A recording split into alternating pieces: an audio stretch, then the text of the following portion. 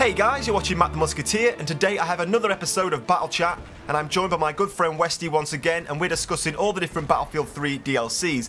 Now, as you can see, we're playing Capture the Flag on the new Endgame DLC, but unfortunately today there won't be any split-screen footage. Westy's having a few technical difficulties with his computer, so for today you'll just have to suffice with my own gameplay. But in the meantime, guys, I hope you enjoyed the video. If you do, please give us a comment and a like and all that kind of stuff. It does help out a lot. But in the meantime, guys, thank you for watching, and I hope you enjoy the video. So now that Battlefield's like finished, Endgame's been out for like a week on PS3 and only just come out on PC and so on. But now that all the DLC's finished, it's kind of coming to the point where I'm thinking, right, what was the best sort of like highlight of the DLCs for Battlefield? And like, it started off pretty slow, but then it sort of kicked in with the premium side of things and it's culminated in Endgame. But I'm still sort of like shaky and I don't really know which one to pick. Yeah. So what's your view? Well, for me, obviously, there's been how many has there been? There's been Back to Karkand, followed by Close Quarters, then Armored Kill, yeah, then Aftermath, and now so there's been 5, hasn't there? 5 in total. Yeah, 5. Now for me, I'm pretty much nothing but an infantry player, so straight away that put things like Armored Kill, out the window. And I haven't played much of Endgame yet. Obviously, it only came out on PC yesterday. So, but I've got a feeling Endgame won't be my favourite because it's not solely infantry based. So for me, the main ones that actually stick out are probably Aftermath and Close Quarters, due to the fact that they are quite heavily infantry based. Obviously, Back to Karkand was very popular, I think, because of you got a lot of weapons with it. You got 10 weapons with it. But it came, like you said, it came out very, very quickly after the game was released.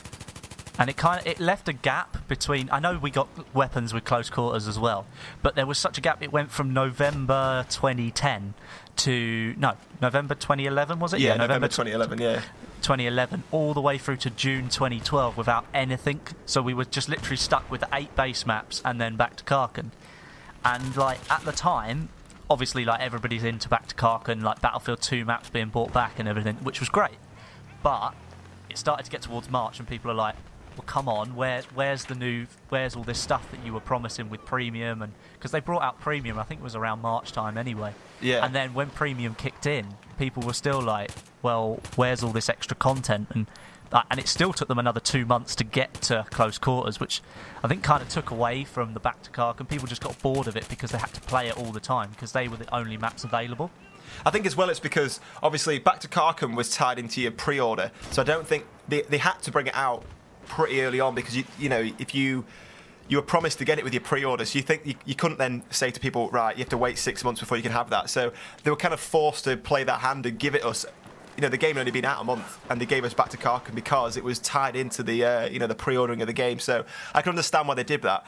But like you said, the gap between that and then Premium was, it's like half a year or so. So it was a big gap. And then, Close Quarters for me, actually, when it very first came out, I absolutely hated it because I went into it with the mindset of a normal Battlefield map. I went in with, 32 players or 48 players, and it just isn't that kind of game mode. Now, I love, if I want to just play a quick game, I jump onto just like a Conquest Domination on Close Quarters, and you learn to play a different style. But at the time, I was just getting shot constantly from from the back, from the front, from the side.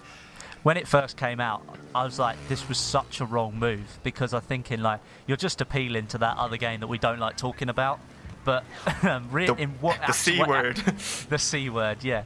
But in actual fact, what they actually did was they sort of developed like a game mode where you could just literally hop on, play a game, and jump off again. And that was great, because literally games could last about 2-3 minutes if you had the right ticket count.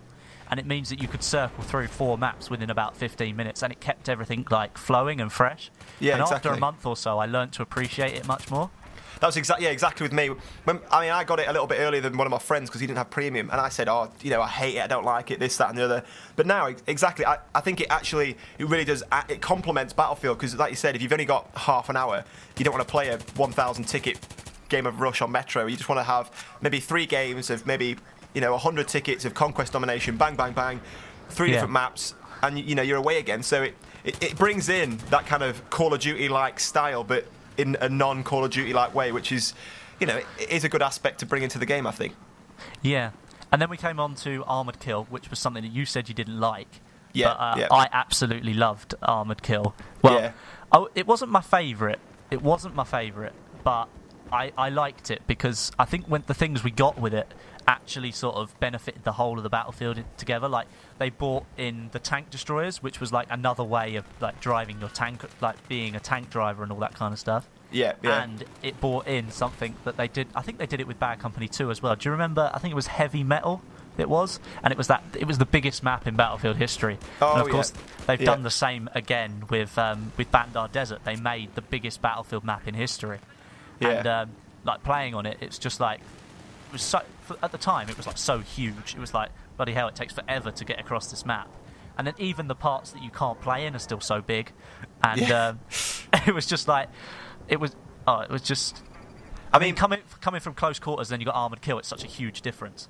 I mean, but at the same time, that just shows the kind of game that Battlefield is in a good way. You've got things they can bring out a map that's the size of a football pitch, and then they can bring out a map that's, you know, half the size of a continent. It just shows the good thing about Battlefield is you've got that wide kind of variation. But like you said, as an individual kind of DLC, I wasn't the keenest. If I didn't have premium and I was buying them individually, you know, I probably wouldn't have bought it. But then at the same time, I didn't dislike it. I liked it. It was kind of frustrating, actually. I played it, obviously, when it first came out, and I loved the graphics. The maps looked beautiful, but it just didn't gel with me. And it was kind of frustrating, really, because I wanted to enjoy it. I wanted to play it. But, I mean, that said, recently, it's coming back round to me. I mean, I've done 2 videos now in the last couple of weeks, and I've actually been using the gameplay from Armoured Kill. And I've just been playing... It's still my very similar style, just infantry on the ground, but I've just been playing with 64 people, so there's more people to fight, because that's the problem sometimes with those kind of maps. Everyone's in a tank, and if you're on foot as a medic, you know, you're just going to... All you are is kind of cannon fodder for the tank, so it's... I suppose, like, once you've got Armoured Kill, like you said, like, you're just becoming, like, this part of the map that tanks and jets and helis can just, like, sort of take out instantly. Then you jump to Aftermath and you think, like... I think that when Aftermath came out, I even said then, this is the best DLC we've had so far. And I think it was all to do with the atmosphere of like the earthquake and the way they'd specifically built the map so that you could have long range combat, and then there was like tighter areas where you're back in close quarters again, where you're just like in like corridors and stuff, and you could easily get killed. With Aftermath, it was a thing with the whole idea of these new game types. I mean, I didn't actually play Rush on Aftermath for quite a while. I think for a long time, all I played was just scavenger mode, pretty much non-stop, because obviously it was a new game type, but it really did complement, you know, like the map setup. Like you said, they could put guns in certain locations, and especially on, I think the map with the tower in the centre, that's the one. So everyone has to kind of, the ammunition kind of depot is literally on the floor in the centre of the tower, so it draws everyone into the middle, and it kind of, you know, it wasn't just a kind of random decision the way they laid out the weapons. I think it was done quite cleverly to try and get you to rotate around the map and move to certain areas. So it was all strategic. They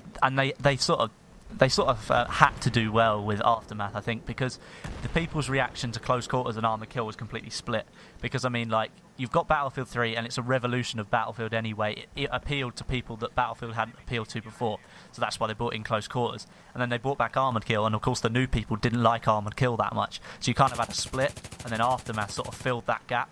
Yeah, exactly. It was that's the problem, because Battlefield, in a good way, it brought across a lot of people who, you know, did like Call of Duty and stuff, and there's obviously a lot of old school Battlefielders who enjoy, well, just classic Battlefield. So it's I can understand their position. They've got to try and please their new audience and their old audience. So you can see how they've kind of rotated between one map pack was kind of quite close quarters, one was open range, one was a bit of both, and then kind of Endgame is back to being a kind of classic Battlefield open map world situation again.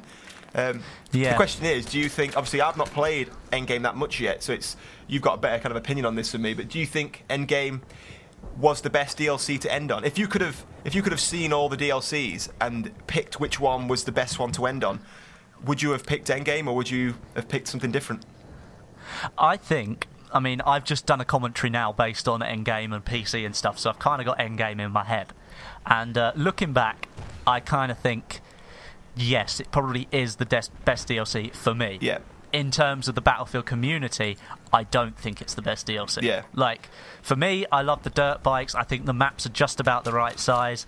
Like, if you're playing Conquest, flag layout's pretty good. The maps look beautiful. All the 4 different seasons, that was really cool bringing that in. Yeah. And I really liked that, and Capture the Flag's awesome for me. And then I think for the Battlefield community, I think it's probably not. And still, there are elements in there that I think that sort of like Battlefield hardcore fans probably wouldn't like. Yeah. The way the maps, like even now, they said the flag layouts are going to be slightly different to that of Firestorm. They're going to be spaced out more. Some of the maps, that's not true. All the flags are in the middle, and of course you only have to use part of the map. Yeah. And I think for like the Battlefield community, I'd have to say that Aftermath has got to be the best DLC. I totally agree. I mean, obviously, like I said, I've not played much Endgame yet, but for me, I think Endgame should have actually been probably one of the first DLCs released because it pleased the old school Battlefield crowd. Then bring out Close Quarters because that pleased a new Battlefield crowd, but don't bring it out first because I think it upset a lot of people because they thought that's what all the DLCs were going to be like. They thought, shit, I bought into this now and it's going to all be like Close Quarters. And I think Aftermath probably should have been the last DLC because it's just the most epic. Like you said, you've got the earthquakes, you've got scavenger mode, and the maps were Close Quarters, they were long range, they were vehicles, they were foot troops. I think Aftermath would have been an all-round better map pack to end on because it just pleased just about everybody. Exactly, yeah.